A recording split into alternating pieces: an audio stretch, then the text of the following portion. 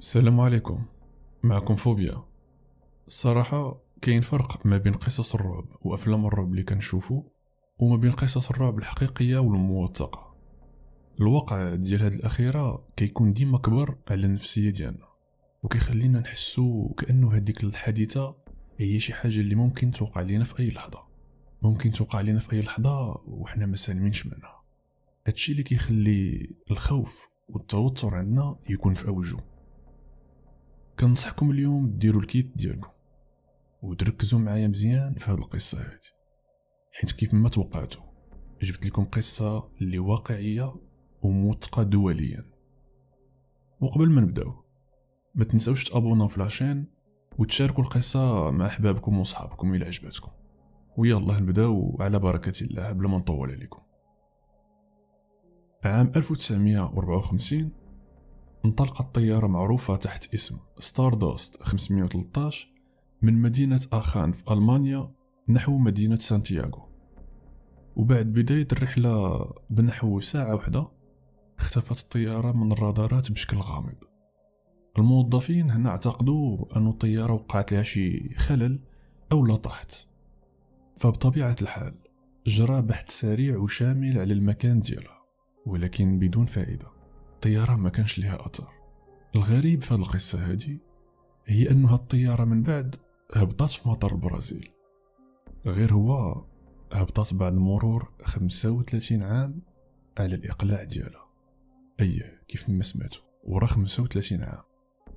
خليوني نرجع بكم بالزمن شوية ونبداو القصة من مدينة آخان في ألمانيا، تحديدا يوم 4 سبتمبر 1954. بعد ما انطلقت هذه الطيارة من هذه المدينة نحو مدينة سانتياغو، كانت مجرد رحلة روتينية وطبيعية اللي الطيارة فيها 92 شخص، من بيناتهم 4 ديال الناس اللي هما من طاقم طيارة. وكما قلنا بعد ساعة واحدة من انطلاقها من المطار انقطعوا جميع وسائل الاتصال مع الطيارة واختفت من الرادار بشكل مفاجئ، وتحديدا بعد ما دازت فوق المحيط الأطلسي. كانت هذيك تحديدا آخر نقطة غادي تبان فيها الطيارة على الرادار.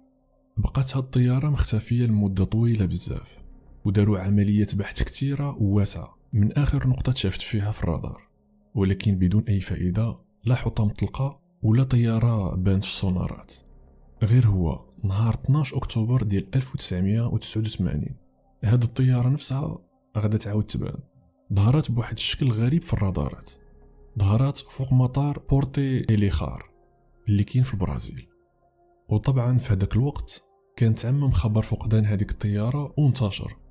لهذا السبب الموظفين ديال برج المراقبة كانوا مصدومين، أو طيارة اختفت ودابا عاد بانت بعد 35 عام. أكيد هذه شي حاجة محيرة، وفي ساعتها تم تبليغ الجيش لأنه الموضوع كان غريب وفيه الشك بزاف. الناس خافوا بيان سور لا تكون هذه شي عملية إرهابية منظمة، وبغات تدخل لهم الشك بهذه القصة ديال الطيارة 513. بالأخص أنهم كانوا كيحاولوا يتواصلوا مع هذه الطيارة ولكن ما جاهم منها حتى شي رد. فهنا الجيش دار خدمته وسدوا كاع المدارج وحرصوها باش تهبط هاد الطيارة بشكل سليم وما تسببش بمشاكل. الطيارة بقات كدور في السما ديال المطار تقريبا 50 دقيقة كاملة، وبعد هاد المدة جرى واحد الهبوط اللي يدوي. بقات الطيارة واقفة في المطار مدة طويلة، ولكن ما كان حتى شي تحرك، لا باب تفتح لا طيار كيستقبل المكالمات، حتى شي كونتاكت ما كان بينها وبين برج المراقبة. بطبيعة الحال الحذر كان في أوجه، والجيش كان محاوط الطيارة من كل الجهات. وبما أنه ما كان حتى شي كونتاكت، قرر الجيش أنه يدير اقتحام الطيارة ويشوفوا شنو اللي واقع. فعلا داك الشيء اللي داروا اقتحموا الطيارة. الغريب في الأمر أنه الأغلبية ديال الناس اللي اقتحموا الطيارة خرجوا وهما كيغوتوا ومخلوعين. شنو اللي شافوا لداخل؟ اللي كانوا شافوا هو 92 هيكل عظمي جالسين في المقاعد ديالهم، منهم حتى الطيار ومساعد الطيار اللي كانوا جالسين وبحال كيسوقوا الطيارة. المهم هاد الواقعة تسببت بواحد الجدال كبير في هذاك الوقت، وانتشر هاد الخبر في كاع المجلات والجرائد، والناس كاملين هنايا كانوا بغاو يعرفوا شنو اللي طرا في هذاك النهار. وغير باش تفهموا، هذا الخبر راه باقي لحد الآن موجود في أرشيف جريدة ويكلي وورد نيوز. في هذاك الوقت العالم انقسم لقسمين، كانوا المشككين اللي ما كيامنوا بحتى حاجة، أصحاب النظريات ديال التفسيرات المنطقية لكاع المواضيع. وبيني وبينكم تفسير الموضوع أصلا أكثر من معقد. فكيفاش الطيارة جالسة كطير وناسها كلهم هياكل عظمية؟ وكيفاش جلست كطير أكثر من 50 دقيقة كتستنى خواليها المدرج؟ وكيفاش هبطات بهبوط يدوي اللي خاصو أصلا بيلوت؟ هادو مجرد أسئلة بسيطة، ولكن في هاد لا سيتوياسيون صعيب باش تجاوب عليها. فالحكومة البرازيلية اضطرت أنها تاخذ إجراءات بسبب الفوضى اللي كانت هذيك الساعة، خصوصا أن الخلافات بين الناس كانت غادا وكتكبر. وفعلا بدات التحقيق والقضية ولات قومية، ولكن الخطير في الأمر هو النتائج ديال التحقيقات اللي خرجت بهم، لدرجة أنك كتحس براسك في فيلم ديال الخيال العلمي أو الأكثر كاع. اللي قال التحقيق هو أنه الهياكل العظمية هي فعلا ديال الناس اللي ركبوا في هذيك الرحلة ديال 513 هذه 35 عام. وحتى الهيكل العظمي ديال الطيار هو حقيقة كيخص ميكائيل فيكتور هاري، اللي كان فعلا هو قائد الرحلة في هذيك الوقت.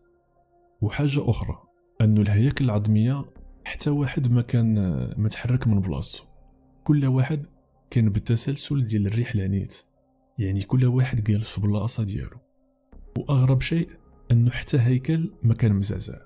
كيف ما كتعرفوا هما مجرد أعضاء محطوطين، وأي حركة كيف ما كانت صغيرة ولا كبيرة غادا تطيحهم وتشتتهم، ولكن حتى عظمة ما كانت خارجة من بلاصة، والهياكل كانت محطوطة كأن ما بناهم شي واحد. الأمر اللي مستحيل يوقع مع الاهتزازات ديال الطيارة. وعاد الهبوط ديال الطيارة اللي كيكون عنيف كان خصو يشتت كاع الهياكل العظمية، فكيفاش كانوا محافظين على شكلهم؟ وفشلوا كاع المحققين أنهم يعطيوا تفسير منطقي، أو على الأقل أي تفسير يقدر يدخل الدماغ بلا ما يناقض راسه، إلا بعض الباحثين اللي كان عندهم رأي تاني. وواحد من هاد الباحثين كان سميتو سيسلو أتيلو. سيسلو هو باحث في ماورائيات ولا ما وراء الطبيعة، وكيقول سيسلو أنه الطيارة دازت من شي حاجة سميتها الدوامة الزمنية أو الثقب الدودي، وهما باختصار عبارة عن ممرات تخيلية، يعني شيء افتراضي كينقل أي حاجة كطيح فيه لبعد آخر أو زمن آخر، يعني حاجة عندها علاقة بالعوالم المتوازية. بمعنى أنه الحياة اللي كنعيشوها احنا دابا كيقولوا أنه عندها نسخة تانية، نسخة اللي في أزمنة تانية اللي ماشي زماننا. باش نبسط لكم الموضوع، هو عبارة على انتقال بالزمن وانطواء زمني. يعني ممكن أنه الطيارة داز بممر زمني اللي خلاها تختفي في 1954 وتبان في عام 1989. ولكن بالرغم من هذه الفرضية، سيسلو ما قدرش يفهم الأشياء الثانية. مثلا علاش تحولوا الهياكل العظمية؟ وإلا هما تحولوا الهياكل العظمية، علاش الطيارة بقات مزيانة؟ وعلاش الطيارة أصلا كانت كطير وكيفاش هبطت هبوط يدوي؟ وبعد مرور أسابيع قليلة على هذه الحادثة، تشكلت لجنة جديدة من الحكومة البرازيلية باش يبحثوا مازال كتر في الواقعة. وفعلا تفتح تحقيق تاني من طرف الحكومة البرازيلية. غير هو الغريب هذه المرة أنه التحقيق الثاني تم التكتم عليه نهائيا، يعني المعلومات ديال التحقيق ما خرجتش للعموم. هذا الشيء اللي خلى الناس اللي متبعين الواقعة يثوروا وما يقبلوش الوضع، لدرجة أنهم قالوا بأنه هذا الشيء ظلم وخاص نتائج التحقيق تبارطاجا مع الشعب كامل. وصافي تسدات القضية وانتهى الموضوع. ولكن السخط ديال الناس ما سالاش عند هذه النقطة، لأنه تجمعوا علماء كبار وفيزيائيين بزاف وطالبوا الحكومة تعطيهم نتائج تحقيق، حيث إلا فعلا الطائرة دخلت في ثقب زمني هذا الشيء غادي يغير كاع مفاهيم العلم الحديث، وغادي يأكد وجود نظرية الجسور الزمنية اللي دوا عليها أينشتاين في نظرية النسبية. يزيد أنه هذا الشيء غادي يبرر بزاف ديال العمليات الاختفاء من هذا النوع. وهنا نكون وصلنا لنهاية القصة ديالنا اليوم. كنتمنى يكون الفيديو عجبكم واستمتعتوا به. ما تنساوش اللي عنده شي قصة أو موضوع وبغاني نصاوب ليه فيديو يصيفطوا لي في فيسبوك، أنا غادي نخلي لكم اللين في الديسكريبشن. الى عجبكم الفيديو نتمنى ما تنساونيش وديروا لايك للفيديو وتبارطاجيوه مع احبابكم، هذيك افضل وسيله باش تدعمني وتدعم العائله الصغيره ديال الفوبيا. اوسي ما تنساونيش من تعليقاتكم، وشكرا بزاف حين شفتوا الفيديو حتى الاخر. كان معكم فوبيا، سلام.